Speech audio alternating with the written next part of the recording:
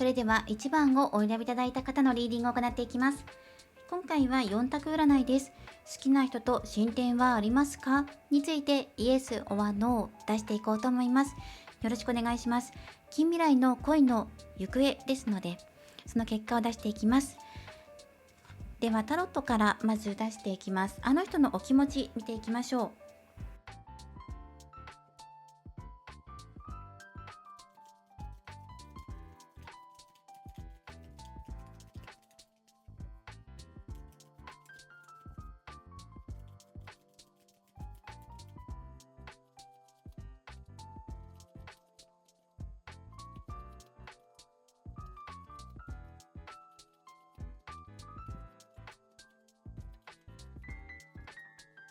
はい、ではこの状態で見ていきます。ちょっとカードの位置を確認します。はい、この位置でしょうか。カードはですね、カップの5番、ワンドの10、ワンドの3番、カップの6番、そしてソードのページ、エンペラーのカードです。で、もう早速、イエス・オア・ノーを出していきます。好きな人と3ヶ月以内に進展ありますか？ 3 ヶ月以内で答えをもらっていきます。伏せているカードはアドバイスカードです。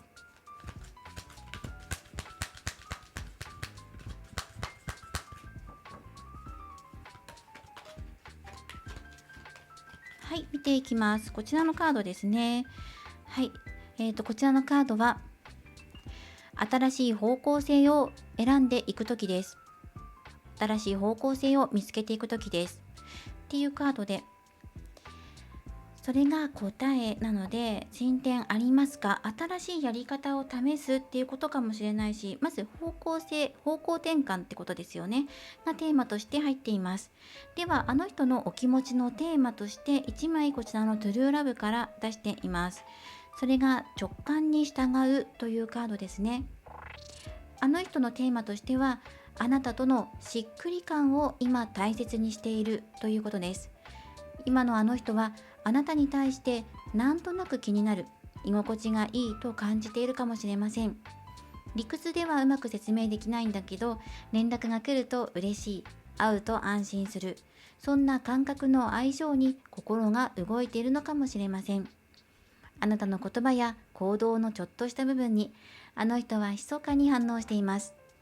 例えば共通の好きなことがあると話した時、または自然体の優しさが伝わった瞬間など、この人といると自分らしくいられるかもと直感的に感じている可能性があります。進展するかどうかっていうの鍵は、考えすぎず気持ちでつながることです。あなたの柔らかい雰囲気や笑顔はお相手にもっとさらにね、より届きやすくなっていくでしょう。直感に従うっていうのがお相手の気持ちのテーマでは、実際のこの今後3ヶ月間の流れっていうところを見ていくんですが、動きがあるとしたら3ヶ月目が一番可能性が高いです。1ヶ月目2ヶ月目は少し耐え時かなというふうに思います。お相手の方で気持ちや疲労感っていうのが抜けていません。で、3ヶ月目にようやく未来に向けてあなたと向き合えるような、そんな体制が整っていきます。そして今これをリアタイでご覧になっている方っていうのは3ヶ月以内に夏休みが入ってきますよね。なのでその夏の休暇を使ってお相手が旅行に行ったりとか、あとは地元に帰ったりとかするかもしれません。そのことによって心がリフレッシュされるとか、疲れを癒すっていうことがあるかもしれない。で、課題点のところにエンペラーのカードが出ていますから、お相手の気持ちの変化の一つのポイントとして、やっぱり安定しない心もそうだし、体制ですよね。向き合う姿勢だったり、自分の環境もそうだし、あなたとの関係性もまず今ちょっと不安定で、かつ自分が負担かかってるっていうのが入ってきているので、それを一旦クリアにするっていうのがこの方の課題です。クリアにして安定した状態であなたと向き合っていきたい。そしてこちらがね、あなたを示すカードなんですが、ソードのページのカード、これはお相手の状況をよく見ようとしていますね。その姿勢が伺えます。いろんな情報をキャッチしようとしているので、今お相手がなんとなく疲れてるかなとか、今忙しいのかなっていうのもすぐにキャッチすることができる状態であります。はい。で、時と場合によってお相手に話しかけに行ったりとか、一歩引いてみたりとか、タイミング合わせて動けていると思うので、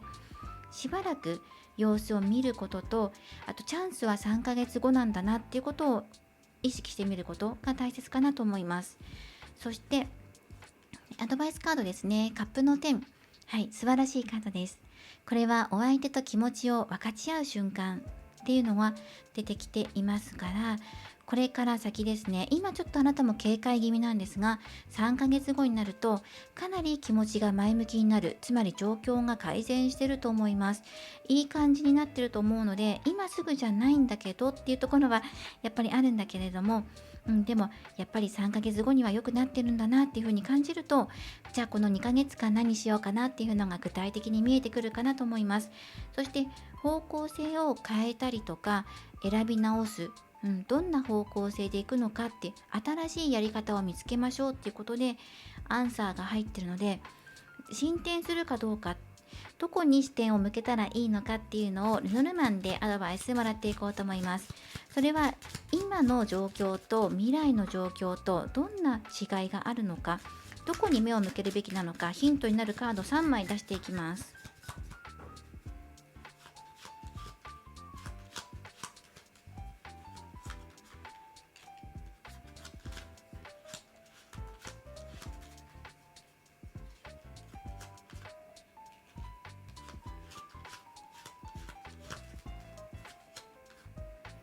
はい、この3枚で見ていきましょう。鍵、ブーケ、そして熊のカードです。まずは、焦って物事を動かしたりとか解決する方へ策を考えなくても、今は1ヶ月目は大丈夫です。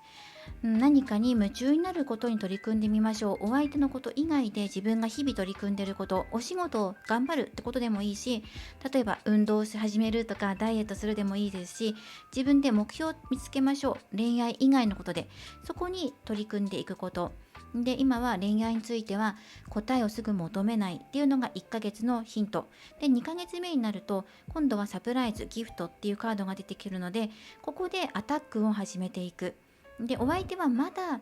動きは見られないから反応ちょっと薄めかもしれない、2ヶ月目は。だけど自分で用意しとくんです。これを届けようとか、こんな言葉をかけようとか、実際のプレゼントでも構いません。2ヶ月後お相手の誕生日あるんだよねっていう方は、誕生日プレゼントを用意するでもいいでしょう。お相手にとってギフトを送る、お相手にプレゼントを送るっていうことを心がけてみてください。それはサプライズがいいんですよ。その日々小さなやり取りをするっていうよりは、ドカンと何かを送りたいので、それはお相手をびっくりさせるためにではなくて、今まで感謝の気持ちを込めて何か贈り物をするとか、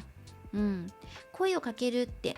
勇気を出して頑張ってそれなんですって方はそれです。だけど日々コミュニケーションをとっている方っていうのは、普通のこのおしゃべりじゃなくて、もっと次の踏み込んだギフトっていうのを用意しましょう。で、そこで変わってくると思います。で、3ヶ月目は熊のカードが入っているので、ここも焦らず落ち着いて対応していきましょう。そして気をつけるポイントというのは、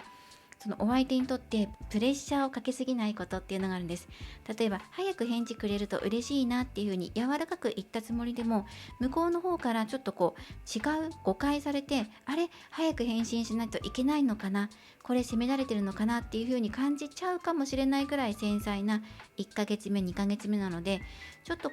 優しく言おうと思ったとしても誤解されちゃう可能性があるんです。なのでそうならないように、気をつけることっていうのがポイントとして入ってくるかなと思います。そして3ヶ月目、お相手がだいぶ雰囲気柔らかくなったなっていう風に感じたとしても、それでもやっぱり優しいアプローチっていうのを続けていくこと、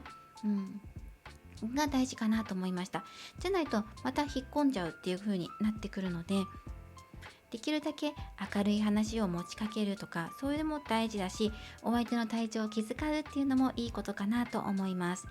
最初このプレゼントっていうのが響かない、すぐに返信が返ってこないとか、反応が思ったより違うなっていう風に感じるかもしれないんだけど、一旦そのプレゼント作戦がいいかもしれないっていうのが入ってくるので、方向性を変えるっていうのが1ヶ月目2ヶ月目ぐらいで自分の中で練っておくこと、想定しておくこと、そして2ヶ月目から3ヶ月目にかけてその方向性を変えたアプローチをやってみること。1ヶ月目、2ヶ月目はちょっと遠くから見ておいた方がいいかもしれない。そういう意味で今から方向性を変えるってことかもしれませんね。ただそのプレゼントを送ったりとかすることは悪いことではないっていうふうにお相手も受け取ってくれるので、そこは気兼ねなくやっていってもいいのかなと思います。ではもっと具体的なアクションをどういうことをすればいいのかなっていうのをオラクルカードよりもらっているので、こちらからもメッセージもらっていきましょう。この2枚からもらっています。まずはラブオラクルからは心を開くというカードです。そしてもう1枚ドルフィン&マーメイドからは、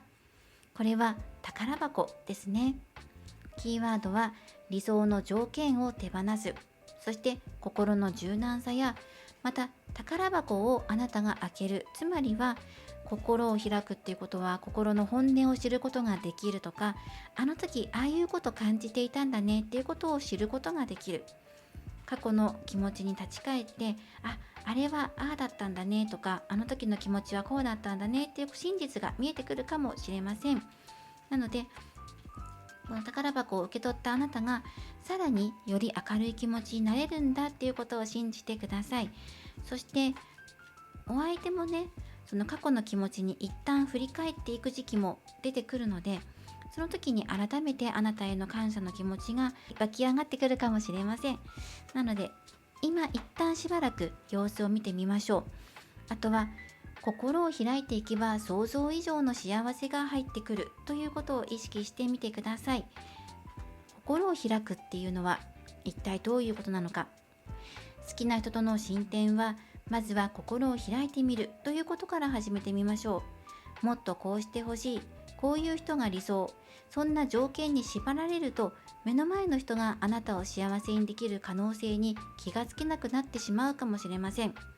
まずは相手の言葉や仕草をまっすぐ受け取ってみてください。それが完璧じゃなくても、あなたのことを思って行動してくれてるんだったら十分素敵だというふうに感じてくださいね。まずはその自分の理想を一旦手放す。こうじゃなきゃいけないってことにとらわれない。具体的なアクションとしては、相手との LINE や会話でありがとうとか嬉しかったよっていう言葉を素直に伝える。そして自分にも私よく頑張ってるよって言葉、ご褒美をかけてあげる。あとは相手に心を開いているイメージを持つことで自然と優しい対応になる。私はいつも心オープンでいるよっていうことをイメージするっていうのがとても大切です。そしてあなたのもとには思いがけない豊かさが届く流れが来ています。それは恋かもしれないですし、恋愛に関わることで趣味の分野から入ってくるかもしれません。誰かからの助け、いいアイディア、新しいつながりかもしれないですね。毎日を少しだけ明るい気持ちで過ごしていくことで、この宝箱はもっと近づいてくるでしょう。あなたは優しさと魅力をすでにたくさん持っています。もっと自由に、もっと柔らかく周りと関わってみてください。その先にはきっと心温まる進展が待っているでしょう。方向性を変える。それはお相手と気持ちをより共有し合える方向性であることがとても大切です。そして具体的なアクションもお伝えしていきましたので、ぜひ取り入れてみてください。あとはお相手 1,2 ヶ月ちょっと落ち着かないと思うので、様子見ていきながら過ごされていくといいのかなと思います。で、その待っている間も自分は常に心を開いているよっていう状態を作っておくことですね。ではお選びいただいたオラクルカードからメッセージをもらっていきましょう。お相手を好きっていう気持ちに自信を持ってください。キーワードはイメージすること、信じること、目標を立てることです。恋の進展にはまず私には力がある、パワーがあるんだというふうに信じることが大切です。あなたが思い描いている理想の関係はすでにこのイメージの中で芽を出し始めています。相手ともっと仲良くなりたい、こんな時間を過ごしたい、そんな気持ちは心の中だけではなくて未来への地図へと移り変わっていきます。自分の気持ちを大事にしながら少しずつ勇気ある行動や言葉を選んでいきましょう。あなたは優しくて誠実な魅力を持っています。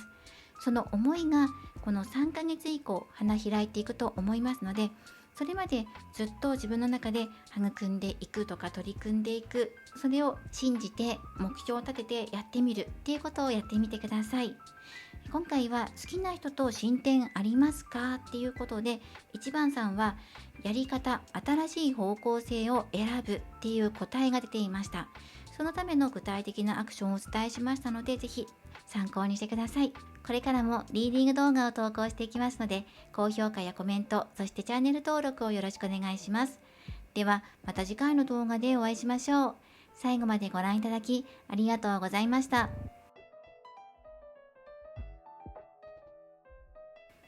それでは2番をお選びいただいた方のリーディングを行っていきます。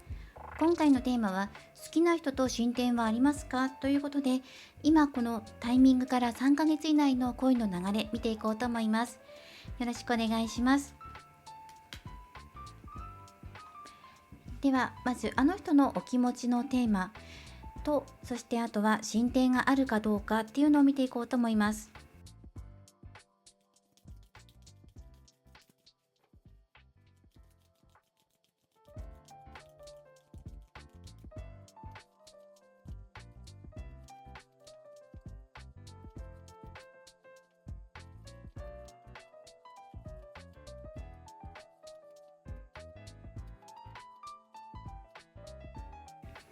はい、それでは見ていきます。カードは節制のカード、ソードの2番、ペンタクルのクイーン、ソードの10、ペンタクル8、カップの3、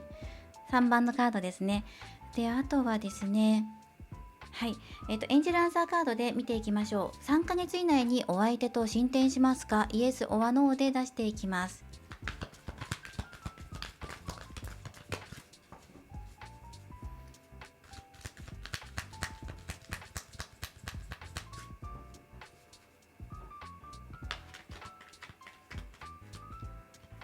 はい、見ていきましょう。こちらのカードです。はい、進展はノーっていうことで、そうですね、大きな進展っていうのが、3ヶ月以内はちょっと難しいかなっていう結果になっています。詳しく見ていきますね。で、そのカードを見ていると、なんか仲が悪くなるとか進展するとか大きな動きがあまり見られないんですよね。で、原因になっているところに、コミュニケーション不足とか、デートしてない、会ってないよねっていうことで、そもそも仲良くなるタイミングつかめない、そんな3ヶ月かなと思います。で、すごく悪いのかとかって言われたら、それもちょっと違うかなっていうふうに思うんですね。今の関係性が続いていくっていう感じがするんです。節制のカードもソードの2番もペンタクルクイーンも、大きな派手な動きというよりは穏やかに、そしてなだらかにっていうイメージで入ってくるし、でも3ヶ月目ぐらいがその1ヶ月目、2ヶ月目、3ヶ月目、そうですね、どこがいいかっていうことでもなく、どれも穏やかにっていうイメージで入ってくる。ポイントになってくるところにカップの3番だから、やっぱり楽しい気持ちでまず過ごす時がないんじゃないかなっていうところ、デートとかプライベートの関係とか、プライベートじゃなくてもまずそもそも会えていないんじゃないかな、会える機会少ないんじゃないかなと思います。連絡全く取れないとか喧嘩するわけじゃないんだけど、穏やかな感じで流れていく3ヶ月で、進展は大きな進展はノーなんじゃないかな。でもそこで気をつけてほしいのがここのソードの点です。これもうダメだって言って諦めたりとか終わりだっていうふうに思っちゃうと本当に終わるっていうことで、いかに育ませていくのかがポイントになってくるんですよってことを伝えてきてくれてるんです。それだけ今絶妙なバランスにいるということと、あとその大きく崩れないってことは良くも悪くもならなくて、今の仲の良い感じ、分かりやすく言ったら仕事上の関係は続いていく、穏やかに仲良く続いていくんだけど、じゃあプライベートでデートするんですかとか恋愛関係になるんですかって言ったらその流れではない3ヶ月、だけど悪くなるわけでもなく嫌われたりとかもしないよって、だから落ち込んだりとかしないで、じゃあこれからどうすればいいのかな、何を育んでいけばいいのかなってところに焦点当ててねっていうことと、やっぱり足りないのはデートのする時間とか、あれ楽しいよね、これ楽しいよねって、なんかこう笑い合える時間がやっぱりちょっと足りていないかなっていうふうに思いました。で、あなたは毎日お相手のことを考えてるし、どうしたらいいのかなってことも感じてるし、できるだけ良い方向になるようにって取り組んでいくと思うんです。だからその姿勢がすごくとても大切だよっていうふうに言われてるから、決してネガティブな気持ちに負けるなって出てきてるんですね。で、1枚出していきましょう。カップのページ、デートにお誘いしましょうっていうのが入ってきます。もちろんそれはお相手の状況を見てっていうのもあるんですけど、気軽に声をかけてもいいのかなと思います。できれば1ヶ月目とか3ヶ月目がいいんじゃないかなと思いますね。2ヶ月目も悪くはないんですけど、強いて言うんだったら1か3かなと思います。まずは、こちら見ていきましょう。あの人の今のテーマっていうところですね。それが、挑戦するっていうカードです。少しだけ今勇気を貯めている感じっていうのが伝わってきますね。もうゴールというか新しい始まりとかがここの日の出が出てきて、そこに向かっている最中っていうイメージで入ってきます。あの人はあなたとの距離を縮めたいと思いながらも、一歩踏み出すことに少しだけ迷いがあるようです。どう思われるかな、好かれているかな、そんな小さな不安を抱えながらも、あなたの存在に心が前向きになりつつあります。向かっていってますからね。でもまたちょっとだけ距離感を感じている。最近少しだけあなたを意識した視線や行動が増えてきていないでしょうか。それは好きという気持ちに向かってお相手の気持ちが動いているサインです。大切なのは、あなたが安心できる雰囲気を保つこと。話しかけやすい、返信しやすい空気づくりがあの人の背中を押します。あなたには緊張を和らげる空気感があります。その魅力がゆっくりと恋の進展を育んでくれるでしょう。まずは焦らない。この保つっていうのがこの3枚とも共通して言えて、この保ちながらどういうスタンスで自分が望んでいくのかとか、そういうところどういうふうに見ていくのかっていうところだと思うので、ポイントアドバイスとしては、もうちょっとおちゃらけるというか、お茶目になってもいいし、気軽に声かけたりとか話しかけてもいいよって、それは全然大丈夫。むしろその方がいいと思います。いろんな気持ちを交わし合う、そのおはようっていう挨拶から、これ良かったよとか、あれもいいね、これもいいねとか、この食べ物美味しいよとか、そんないろんな状況とか気持ちをシェアすることが今まだ足りていないので、もっと勇気出してやってみてもいいと思う。で、あとは3ヶ月以降に恋愛関係というところに向けて進んでいくっていうところですね。ちゃんとできると思うので、自分を信じてっていうのが入ってきます。では、ルノルマンでもうちょっとアドバイスカードもらっていきましょう。お相手でもお相手の状態としてもそんなにひどく疲れてるとか悪いとかっていうわけではなくて、逆にお互いがネガティブになりすぎないこと、その勇気が出なくて一歩踏み出せないとか、そういう気持ちにならないこと、もっとフランクに行くといいよっていう風に出てきてるんですけど、そうですね、そこに対してもうちょっとアドバイスもらえたらなと思います。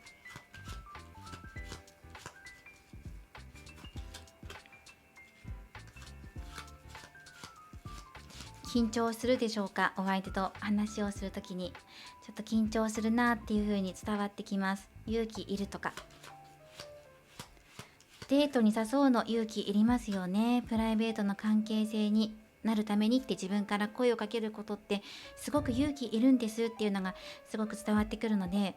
まずはちょっとした会話から増やし続けていくこととか、そうですね、SNS でつながってみたりとかするのもいいかもしれません。お相手がどういうことを趣味としていたりとか、好きな色なんだろうとか、そういうところから知っていく、ちょっとしたきっかけを作っていくっていうのが今できることかなと思いますね。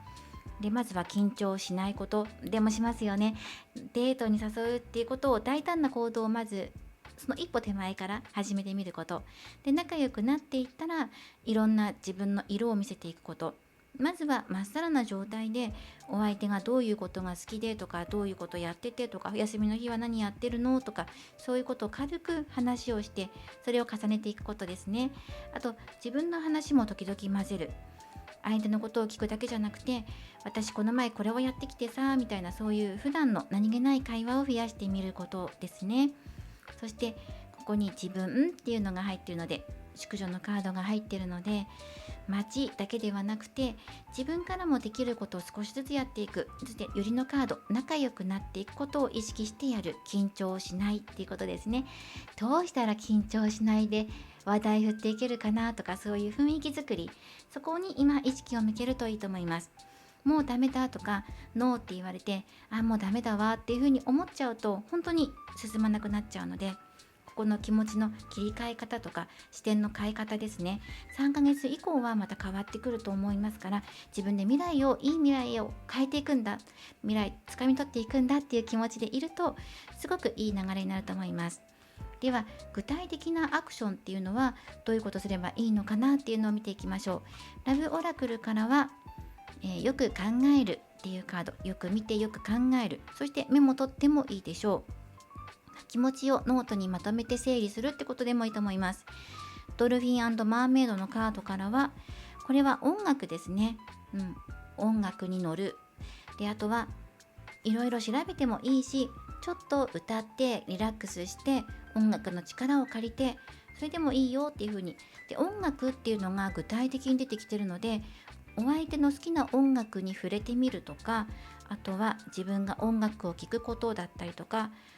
あとノートや本がありますよね。なので読書、お相手の好きな本について尋ねるとか、このあたりがキーワードになってくるかなと思います。まずキーワードとしては、状況を把握すること、また情報を収集すること、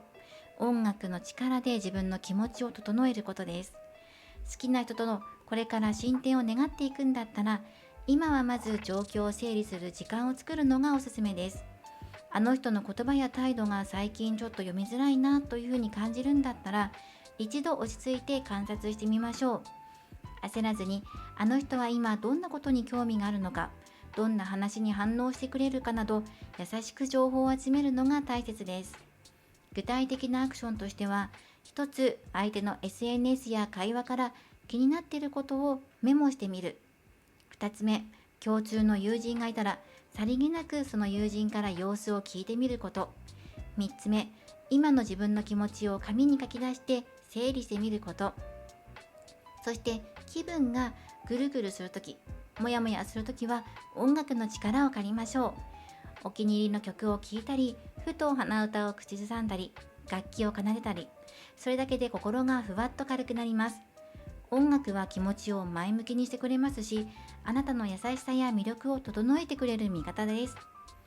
今は準備の時間だからこそ進展への土台作りをしていこう。その姿勢があの人の心にじんわりと届いていくタイミングを引き寄せてくれると思います。はい、ということで、こちら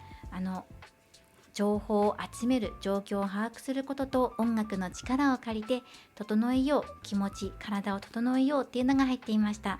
ぜひこちらも参考にしてください。ノーっていうのは3ヶ月以内の進展に対しての答えなので、それ以降を目標に定めてみてください。では、お選びいただいたオラクルカードからのメッセージです。正しくなくても自分の信じる道を選んでいこう。カードのキーワードは自由、心を解放する、素直な気持ちです。こうすべきという枠を緩めて、こうしたいという方を選んでいきましょう。今のあの人との関係はもっと自由でいいんです。気になるんだったら連絡してもいいし、照れずに笑っても大丈夫。あなたが素直に振る舞うことで、お相手も安心して近づけると感じてくれます。心の中で思っていることを少しだけ外に出してみましょう。その柔らかさが進展を引き寄せてくれます。少しずつ自分を解放させていってあげてください。それが今の開運アクションにつながっていくと思います。2番さん、好きなお相手と3ヶ月以内に進展できますかっていうことについて今回見ていきました。これからもリーディング動画を投稿していきますので、高評価やコメント、そしてチャンネル登録をよろしくお願いします。ではまた次回の動画でお会いしましょう。最後までご覧いただきありがとうございました。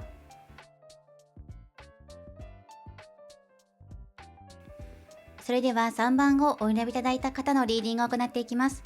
今回のテーマは、好きな人と進展ありますかということで、イエス、オアノーを出していこうと思います。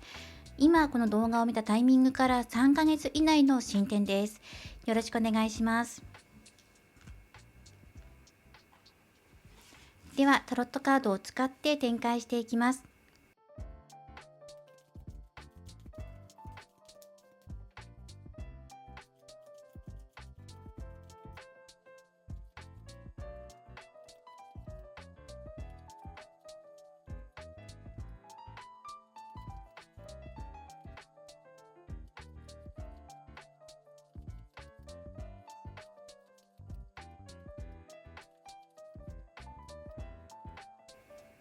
はい、それでは見ていきましょう。カードはこちら伏せているのがアドバイスカード、そしてあとはソードの4番、ソード6番、ソード5番、そしてワンドの8、ペンタクル9、カップの3番です。早速イエス・オア・ノーを出していきましょう。3ヶ月以内に好きなお相手と進展ありますか？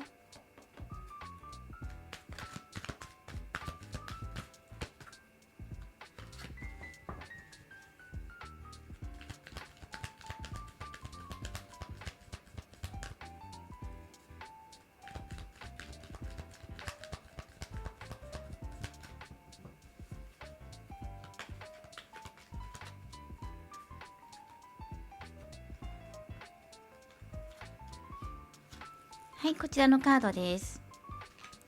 では見ていきましょう。エンジェルアンサーはどうでしょうか？はい、回復ですねのカードです。健康状態を見直すっていうことかもしれない。回復なので一旦、でもそのお相手の方だと思うんですね。回復っていうのはソードの4番、ソード6番、ソードの5番なので、お相手今かなり疲れてるな、疲れてる、落ち込んでいたりとか、そうですね、本調子じゃないっていうのがしばらく続くと思うんです。まずはお相手の体調を見てみてください。結果としてはまずは回復が先だよっていうことだと思うので、進展するかしないかっていうところじゃないところに多分原因があるんじゃないかなっていうふうに見えています。そしてお相手の状態が良ければ、体調ですねが良ければ、コミュニケーションを交わしていきたいんですが、どうでしょうか？お相手ではなくて逆にあなたの状態どうですかっていうことかもしれない。お互いの健康状態についてもう一度チェックしてくださいっていうことで、どちらかが体調不良だったらまずはその回復からですっていうことですね。そしてアドバイスカードも見ていきましょう。でも太陽のカードなんですね。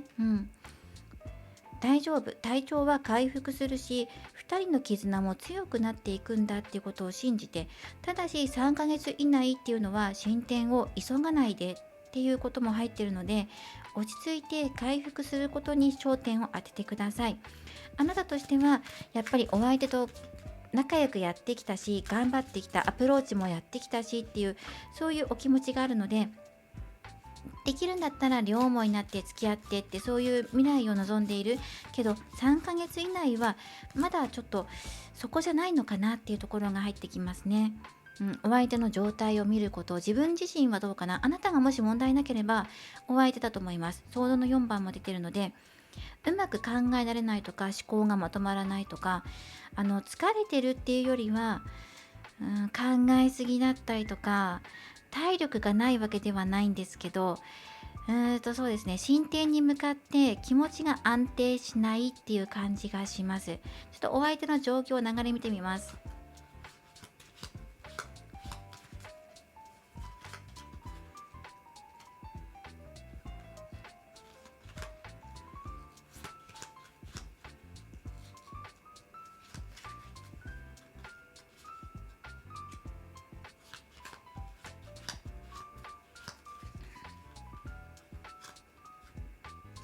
はい、この3枚で出しています。まず1ヶ月目っていうのは新しい関係性をお相手は求めていません。なのでまずはゆっくりとした1ヶ月を過ごしたいだったりとか、今の状況からあまり変化を望んでいないので、そこにそうですね、新しい始まりに対してのストップなので、まだ回復させたいっていう方に気持ちが傾いているので、そのスタートに立てるような状況ではないと思います。そしてやっぱりネズミのカードも出てるので、ストレスがかかってるんですね。2ヶ月目も多分そうで、気持ち切り替えようとするんです。ソードの6番だから。このままじゃいけないなってことで、動いてみたり、何かやってみたり、例えば医療機関にかかってみたりとか、回復する方へ、良い方向へなるように、流れを変えるように自分の中で気分転換したりとかするんですけど、それでもなんかこうしっくりこないと。それが続いてきます。で、3ヶ月目になると、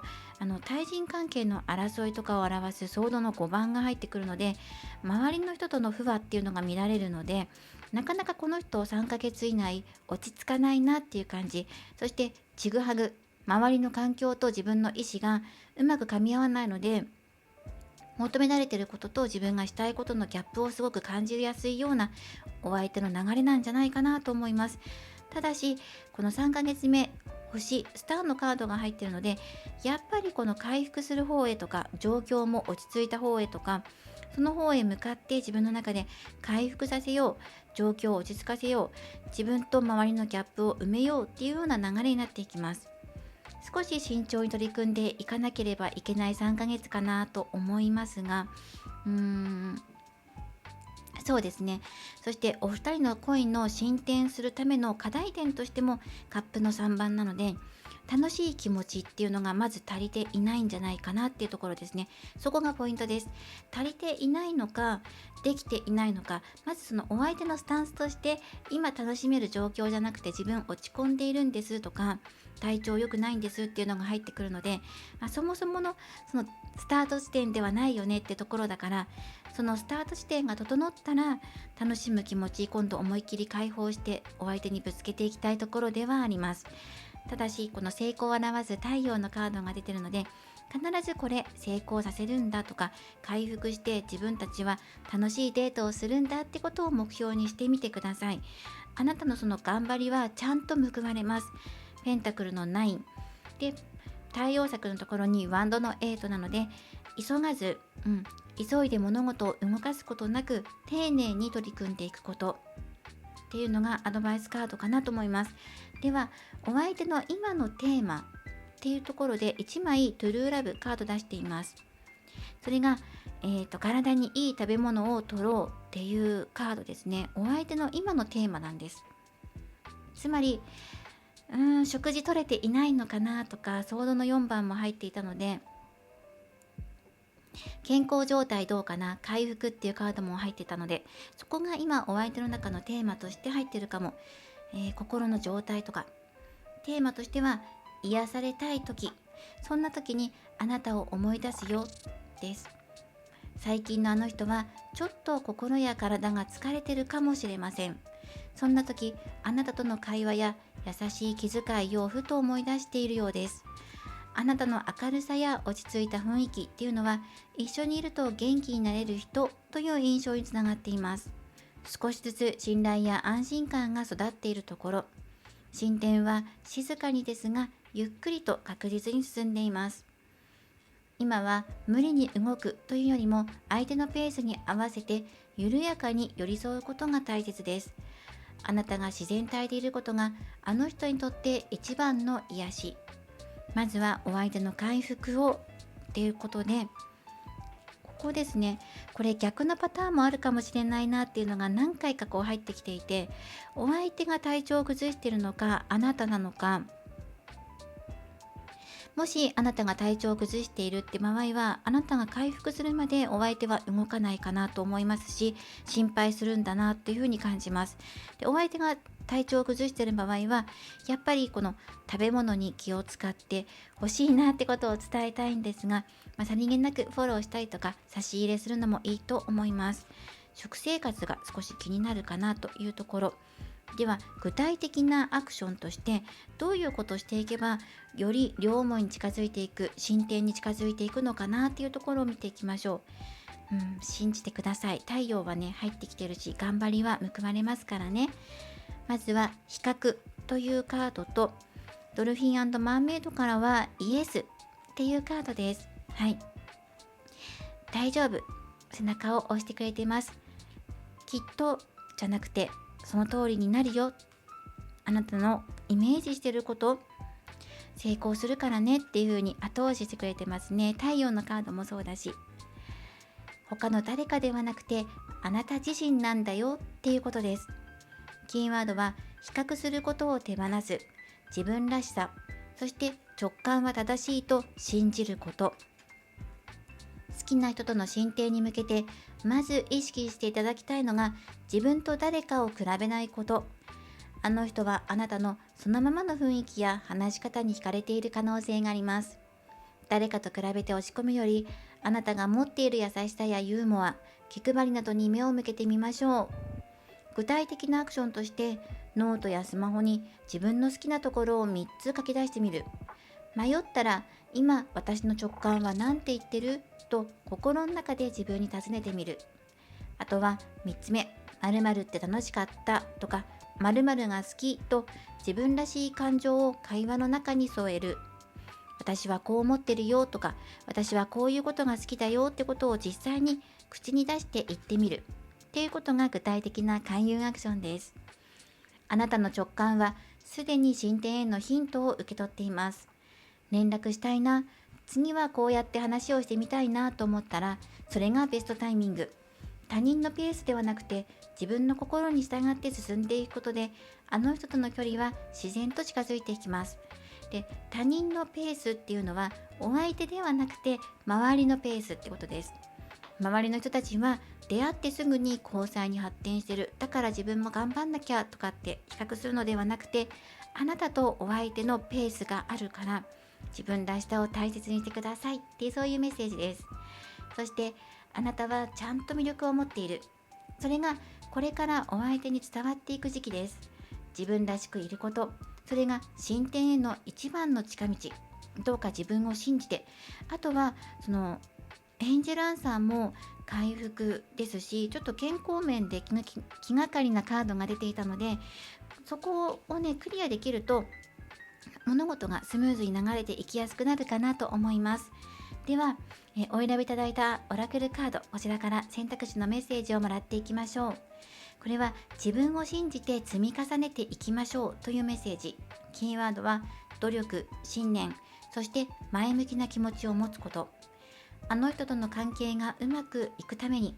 完璧なアプローチをするより続けること、継続することがとっても大切です。あなたの優しい言葉や誠実な行動というのは少しずつお相手の心に響いていきます。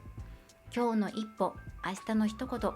それらが全て積み重なって2人の絆は育っていきます。大丈夫、ちゃんと伝わってると信じて自分のペースで歩いていきましょう。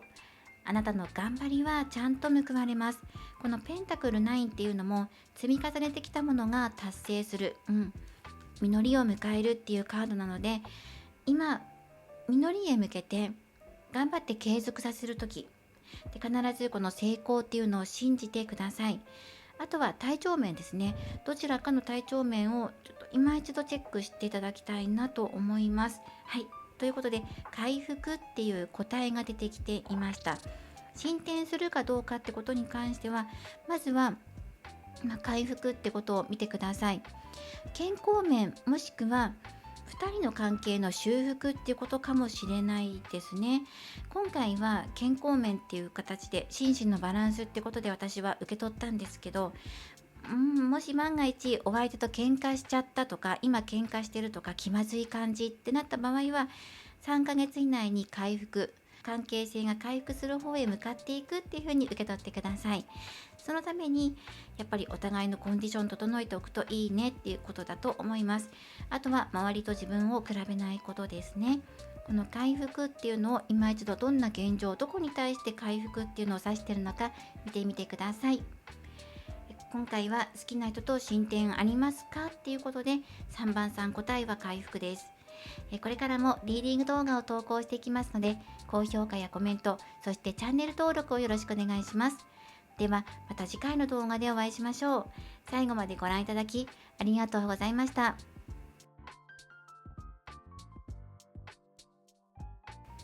それでは4番をお選びいただいた方のリーディングを行っていきます。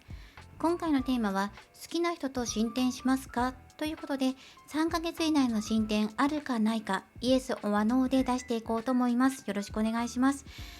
ではタロットカードで先に展開していきます。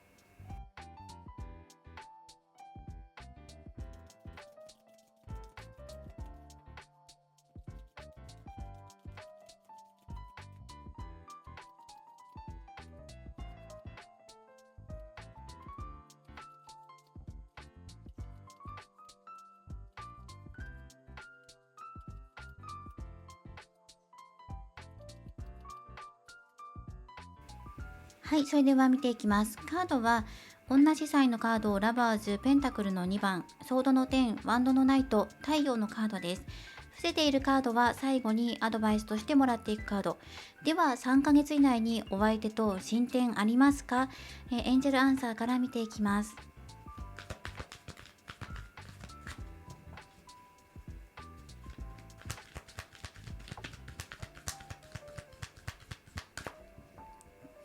では見ていきましょう。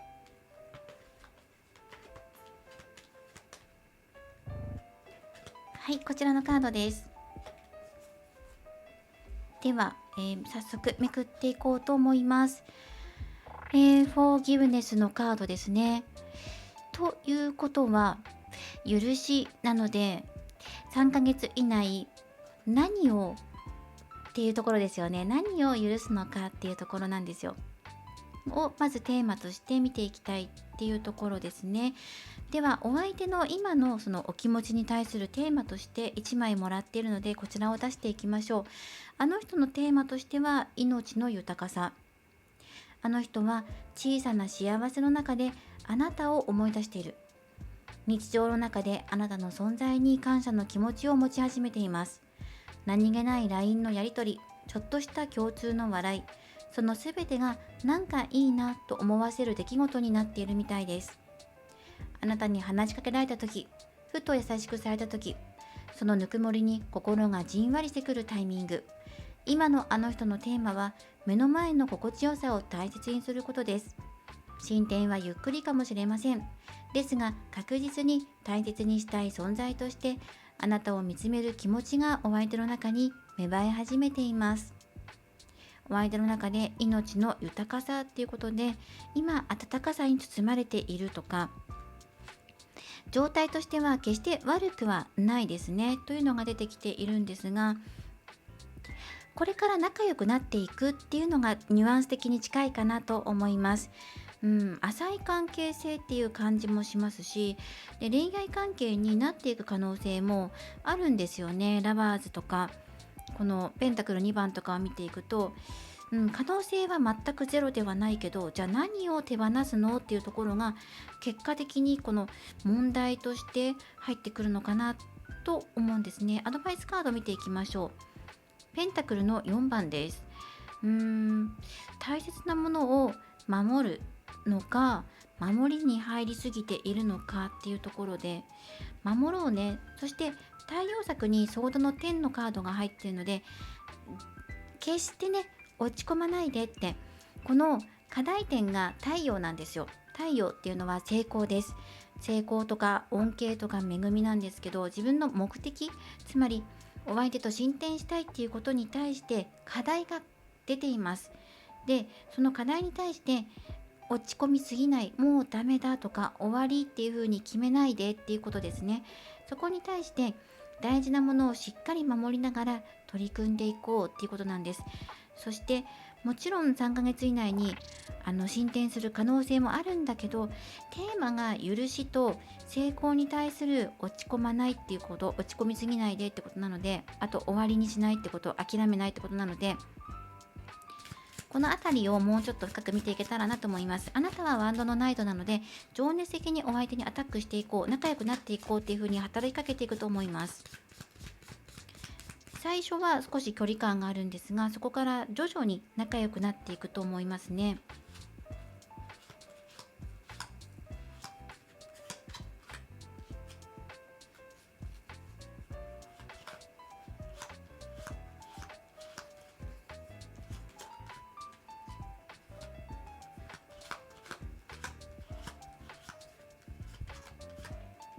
はい、スピリットのカードですね。まずはその課題っていうのが、あると思うんですね。お二人の間に恋愛として進展させていくためには、これっていうのがある。で、それを、許しっていうワードも入ってるので、あなたの中で、どうかな、少し複雑な感じもしますが、何を許すっていうところで、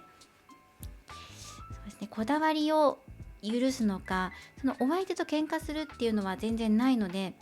何を許すのかっていうところ、その終わりっていう風に、お別れ終わりとか、もうダメだっていうところを許すのか、時々こうネガティブになってしまう自分を許すのか、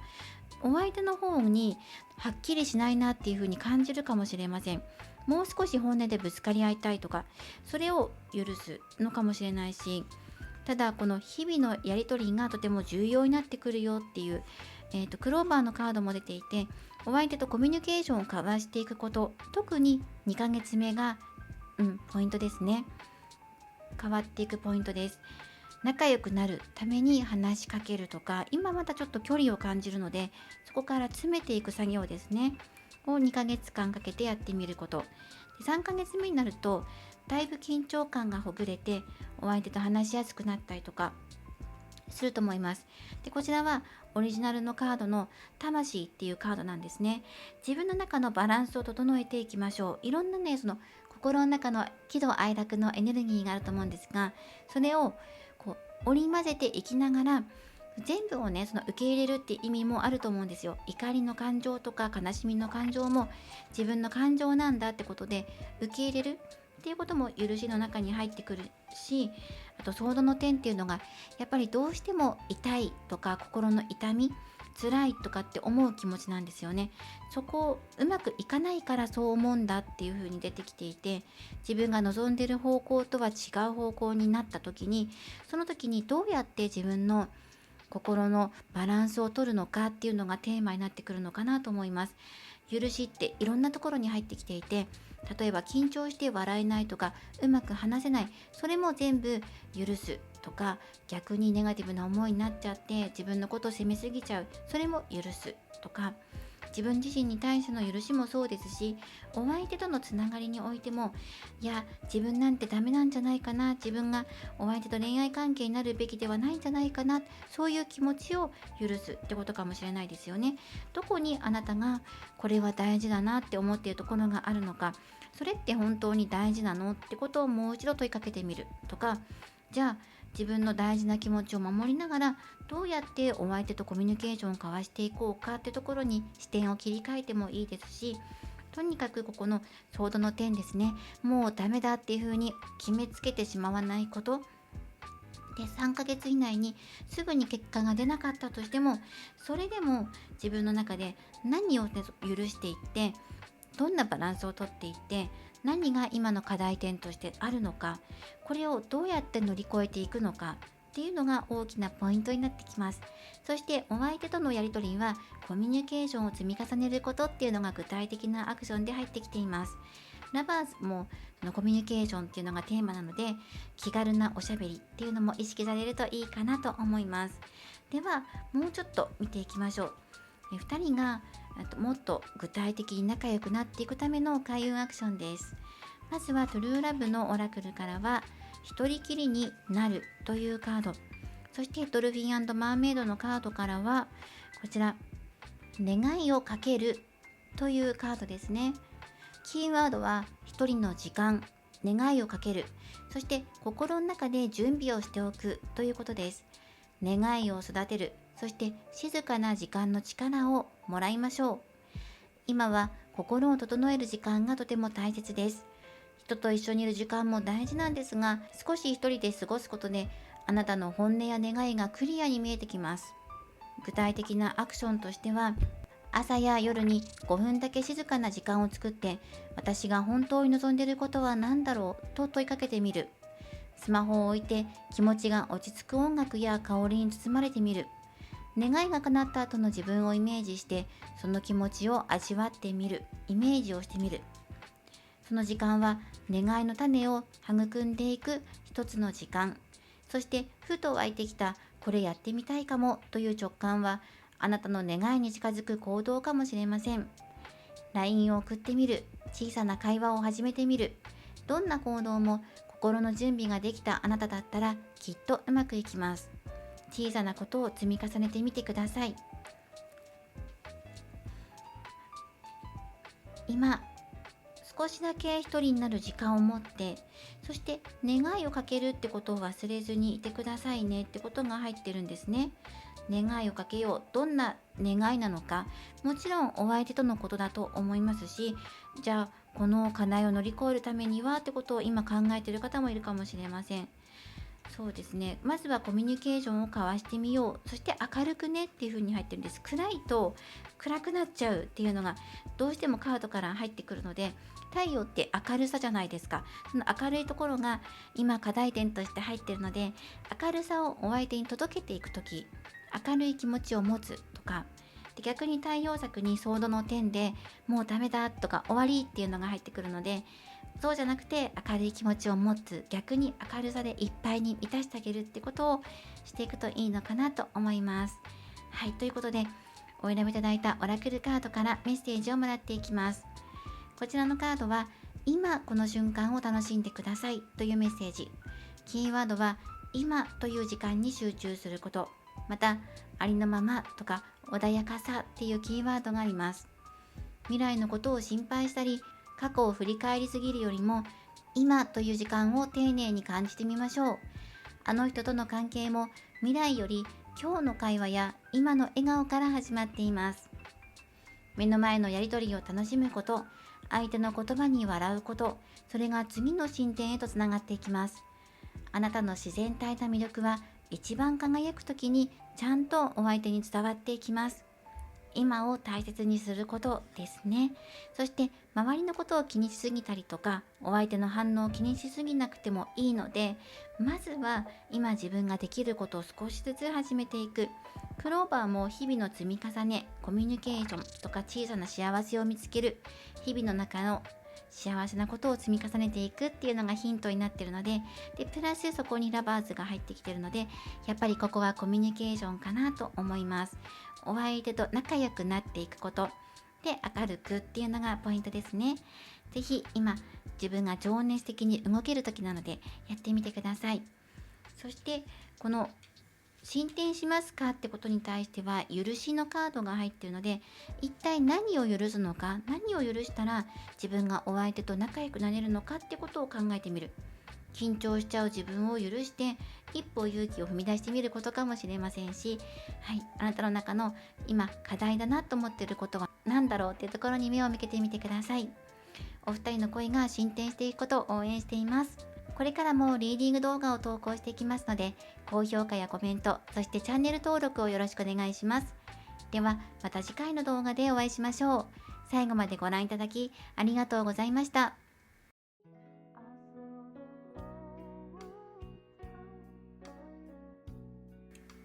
今回のリーディングはいかがだったでしょうか。テーマは好きな人と進展はありますかということで、3ヶ月以内進展あるかどうか、イエス・オア・ノー、エンジェルアンサーカードを使って見ていきました。今回は4択占いとなります。結果もそれぞれ変わってきたかなと思います。中には厳しい結果になったっていう方もいたと思います。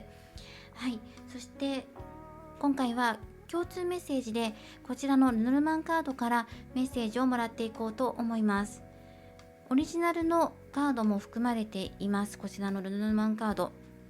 これから今のあなたに必要なメッセージをもらっていきます。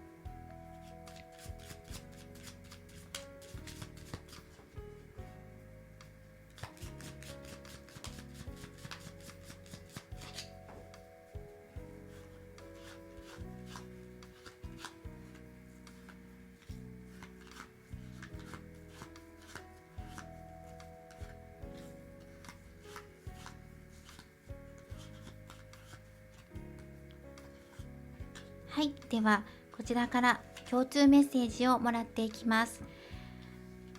見ていきましょう。船のカード、クローバーのカード、はい、そしてお家のカード。いいですね。未来ね、その自分で前進していく明るい未来を自分で望んでいくんだっていう、その自分がどんな展望、何を望んでいるのかっていうのをよりクリアにした方がいいですね。そして波に乗って進んでいく、自分はもう進んでいくんだっていうような気持ちでいてください。後押ししてくれます。柔らかい天気、優しい風があなたを後押ししてくれる。もうね、ここから自分は前に進むんだっていう、そう決めた瞬間からもう前に進んでいますから、そして毎日を丁寧に育んでいくこと。クローバーのカード、小さい、とっても小さいですよね。だけどそれがどんどんと広がっていく、それをイメージしてください。あなたの好きっていうのがどんどん広がっていく。楽しいとか大切だなっていう気持ちが、優しい気持ち、平和な穏やかな生活、それがずっと続いていくかのように、小さなことを積み重ねていく。そして優しい、誰にでも優しい気持ちを持って接することがとても大切だよっていうメッセージも入っています。あとはやっぱりリラックスですよね。お家のカードが入っています。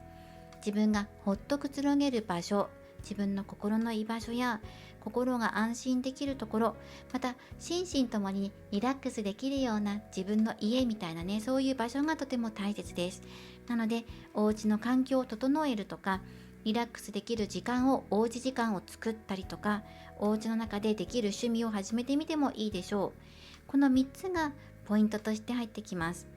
そしてできる限りリラックスしていきながら、優しい気持ちで穏やかに過ごせるように、時にはその周りからいろいろ言われたりとか、自分で怒りの感情が出てこなくても外部の影響って出てくるじゃないですか。アクシデントだったりとか、行き違い誤解とかがあって食い違っちゃうことがあって、それってどうなのとか、その言い方どうなのとか、そんな行動どうなんだろうっていうふうに思っちゃう時とか、また逆にぶつけられちゃう時もあるんですけど、そういう時もやっぱり揺れちゃう気持ちが不安だなとか、周りの人からこういうこと言われて穏やかでいられないよっていうふうに思う時もやっぱり出てくるんですよね、アクシデントで。それをどこまで自分の中でリラックスして過ごしていけるか、すごく気になっちゃうんです。私も同じように、その人付き合いだったりとか対人関係とかでどうしても悩んじゃしまう時とかがあって、そしてどうやって伝えたらよかったんだろうとか、解釈違いだったのかなとか、誤解がないようにってことを意識はしてるんですけど、自分の中で穏やかに過ごしたいって思っていてもうまくいかない時もあって、悩み事に頭がいっぱいになっちゃって、うまくパフォーマンスが発揮できなかったりとか、それが学びとか仕事の場で影響が出てきたりとかしちゃうので、自分の中でもどうやったら穏やかに今抱えている問題をなるべく切り離して気持ちを切り替えていけるかなってことを最近よく考えてるんですね。だからそうですね、伝えるっていうのはすごく繊細でもあり、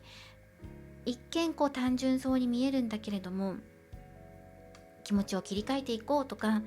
明るく気持ちを切り替えてやっていこうとか、伝えるのはすごく簡単なように見えて難しくもあるし、難しいように見えて簡単でもあるし、また自分も同じ気持ちになってるからこそやっぱり分かるようなところもあるから、あまり気軽に言ってるんじゃないのっていうふうに思われる時もあるかもしれないし、いやでもそんなことなくて、自分でもやっぱり困難さを感じていて、日々どうやったら気持ちを切り替えていけるのかなとか、どうやったら自分を許していけるのかなとか、自分の至らないところとかをいつまでも引きずらないためにはどうしたらいいかなってことをいろいろ考えちゃう癖があって、なので、そうですね、この食い違いだったりとか日々の積み重ねっていうのはやっぱりとっても大切なことだなって今思いながらお話ししてるんですね。でもぜひこの明るい旅立ちっていう自分の展望、望みっていうのはどこにあるのってことを思いながら、やっぱり周りに流されない、自分は自分の船だからってことを思いながら進もうっていうふうに決める。どうしても気持ち切り替えられない時は一日何もしないとか休んでもいいと思います。私もつい最近丸一日何もしないというか、もう体調悪くなっちゃって寝込んじゃった時があるので、それをしてまでもね、丸一日を休息に当ててもいいぐらい大事なことなんだっていうふうに受け止めて、もう心と体を休ませようって優先的に考えようと思って、もう仕事とかやること、勉強とか後回しっていう風になった時が最近あったので、それはとっても大事な時間なんだなっていう風に改めて感じました。